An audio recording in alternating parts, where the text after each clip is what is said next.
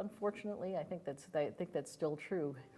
When Huey Long was governor of Louisiana and then later senator, one of the ways that he was successful was he came from what he called poor white trash. And he was successful because he found other people that he perceived and he sort of sold as being lower than himself. And I think that his success as a politician was that he was able to strike that chord in a lot of lower class people who were poor, who didn't know where their next meal was coming from, and they were terrified. And how can you help somebody like that? His whole idea was that, okay, I'm going to build roads, I'm going to find jobs for them, and the way I'm going to do it is by finding somebody that we can look down on so that you can say, well, I'm better than these people. Today I see it with Muslims, with a lot of immigrants of various sorts. And the same kinds of rhetoric, the names of the people change, the rhetoric doesn't change all that much. Those awful foreigners, we've got to build the fences around the country to keep them from coming in. That kind of language was common back in the 1930s and still common today. Yeah, the kinds of immigrants are different, but the same kinds of language are being used. But the politics of fear can be very effective, because if you have a lot of people with disparate beliefs, if you find somebody that's our enemy, then of course we'll all rally around because we want to meet the enemy, whoever the enemy is, however they're identified in a given time period. And so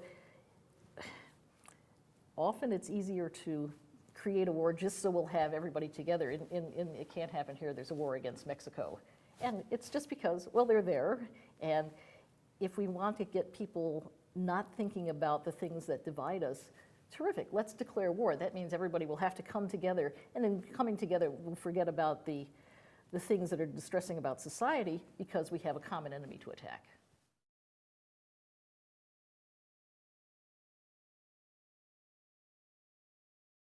One of the things that Lewis talks about in terms of his main character is what he called the free, inquiring, critical spirit.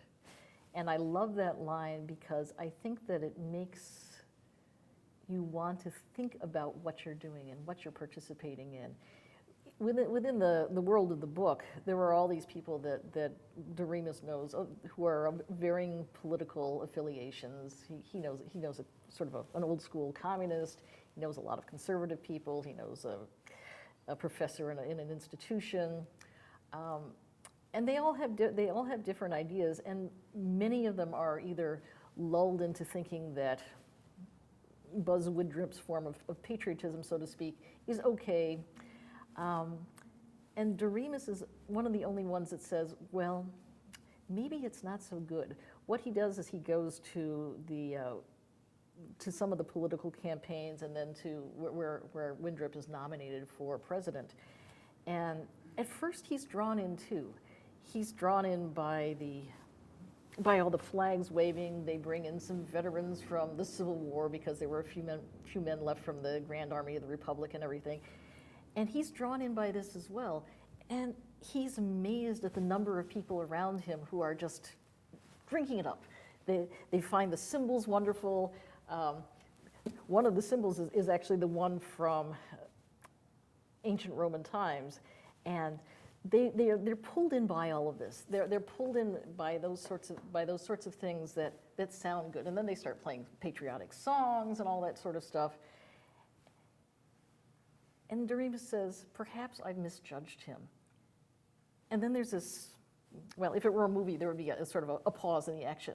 And then he pulls back and he thinks, I need to think about this. I can't just be drawn up by the emotion. And I think that's part of it. People tend to find facile emotion much easier to go with than actually the hard work of thinking about a candidate, thinking about what the candidate stands for. What will actually happen if some of the positions that a candidate has are actually put into place? People have to be responsible, and being responsible is hard. It's not fun. It's not sexy. It's hard to make it interesting. But it's kind of like when you're a child, you let other people do things. If you're going to be an adult, and if you're going to be a participant in a democracy, then what you have to say is, I'm an adult, I'm grown up, I have to take responsibility. I just can't have somebody else do it for me, whether it's running for office, whether it's saying, let somebody else take care of those people. You know, it's too bad that they're poor, too bad that they're not well fed. Somebody else can do it. If we're going to be a part of the democratic process, we're all responsible. And I think that for Lewis, it's as true then as it is today, that we must be responsible and take responsibility for our actions and for the people that we elect. If we elect fools, and I mean that, if we elect fools, then we're responsible for that. And we need to say, okay, I can complain about members of Congress, I can complain about, you know, the local dog catcher for that matter, but unless I'm willing to go out and support people who have better ideas or more thoughtful ideas, then I'm just as responsible for the state of the government as anybody else.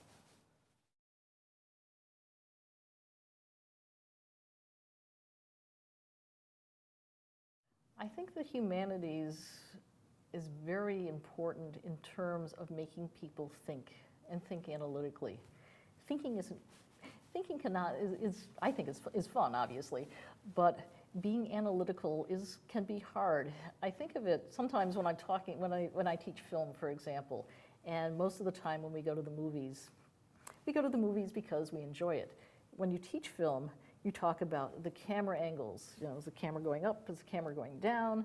Is it a close-up? Is it a faraway shot? And how does that help to move us as a viewer into thinking something, being sympathetic for a particular person, hating somebody else?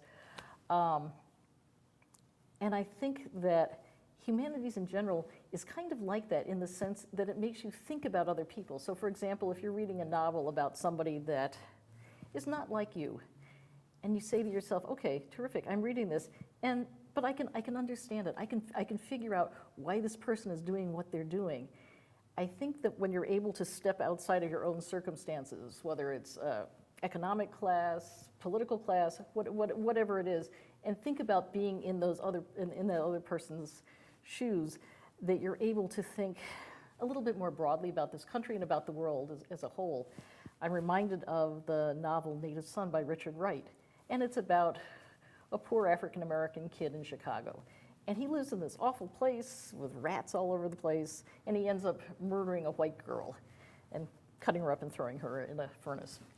And it sounds awful, and it sounds not like the sort of book that people would enjoy, but it's a terrific book because Wright really gets in the head of this character. And by the end, you're saying, well, of course he had to cut her up and throw her in the furnace. It made perfect sense. He was terrified of being discovered, and so therefore the only way that he could obliterate his crime, because he was afraid to be found in the bedroom of this white girl because she was drunk and he brought her up to her bedroom, was for him to do those awful things. And I think that may be kind of an extreme example, but I think that humanities is terrific for getting you to think outside the box, outside of your comfort zone, outside of your state or your nationality, and realize that other people have points of view that you might not necessarily agree with, but you can kind of see where they're coming from.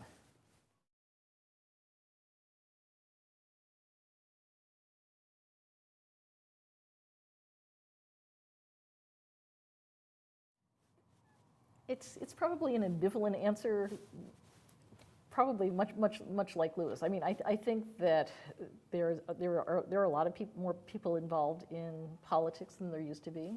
I think that with the rise of blogs and various kinds of social media and electronic media, there are more people than ever before finding out about candidates, getting involved in the political process. And I think that's terrific.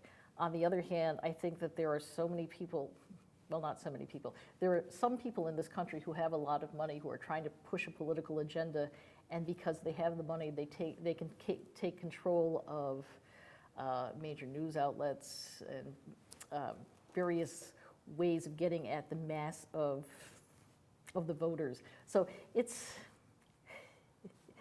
kind of one of those things where I'll be interested to see what happens 15 years down the line, 20 years down the line. Will those two forces kind of cancel each other out? because there are alternative ways of looking at the news, will that be helpful for people to realize that things are a lot more complex than many politicians like to make it seem? Or will the people with the money hold sway? And I don't know the answer. I hope it's not, it can't happen here. It's almost as though I feel like Lewis's characters that, well, it's true, this is bad, that there are problems with society, but it couldn't happen here. And then I think, but it did within the world of the book. And within the world of the book, there are other countries where fascism did take hold in various parts of Northern Africa, in Central Europe. And I'm sure those people were saying the same thing. It can't happen here, and yet it did. And anytime you have a time in history where people are afraid, where they're poor, and somebody says, I have an idea. I know how to lead us forward in a way that will make sense. If people are desperate enough, they will go with the person who has the idea and says, yes, I figured out how to do it. It's kind of, it's going to be a secret. It's a secret right now. But vote for me and it'll all work out. And people, I think it's very easy for people to get drawn into that.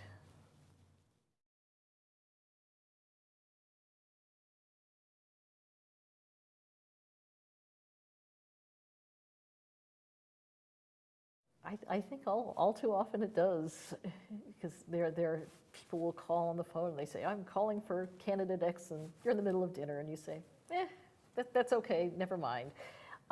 Or somebody comes to the door and says, I'm running for office, will you sign this petition? I'm busy, just go away. And I think it's really easy just to say, oh, go away, I'll take care of it some other time. And the some other time sometimes doesn't come.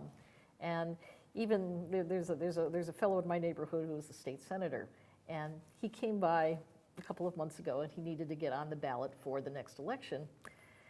And I was going to tell him, no, go away, I don't agree with your politics. I mean, he's been in office for quite some time, but I don't agree with his politics. And then he said, well, you just have to sign it. It doesn't make any difference whether you vote for me or not. I just need a certain number of names to get on the ballot. And I thought, he's right. I need to do it at the very least. That is, sign so he can get on the ballot. And I think all too often, I think just like anybody else, I'm too busy. I don't need to do this right now. And if so many of us do that, then the sorts of incipient fascism are much easier to come by.